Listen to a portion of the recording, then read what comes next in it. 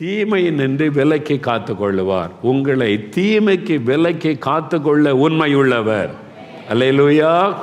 அன்று சொன்னால, நான் உன்னை பாதுகாப்பேன், நான் உன்னை காத்து கொள்ளுவேன், என் சட்டையின் மறைவுக்குள்ளே வைத்த பாதுகாப்பேன் வாக்கு கொடுத்தார். இல்லை, அவர் உண்மை உள்ளவர். தீமை நின்று விலக்கி நம்மை பாதுகாப்பதற்கு உண்மை உள்ளவர். தீமை, நாம் வாழ்கிற உலகத்தில் நிறைய தீமைகள் நிறைந்திருக்கிறதை பார்க்கிறோம்.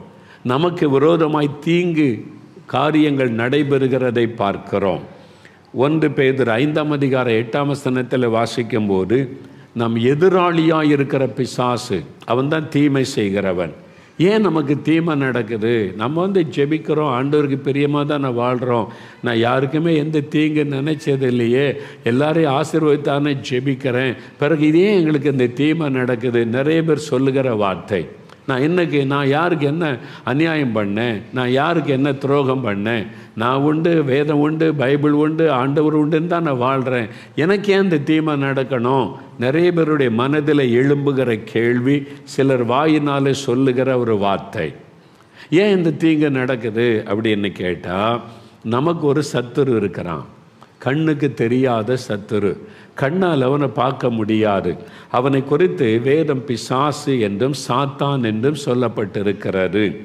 பாருங்கள், அதான் 1 பேதுரு 5:8 அவனுடைய சத்துரு, நம்முடைய சத்துருவாகிய பிசாசு, நம்முடைய எதிராளியாக இருக்கிற பிசாசு, அவன் கர்ச்சிக்கிற சிங்கம் போல எழும்பி எவனை விழுங்கலாமோ என்று வகை தேடி சுற்றி தெரிகிறான். உலகமெங்கு சுற்றிக்கிட்டே வர்றான்.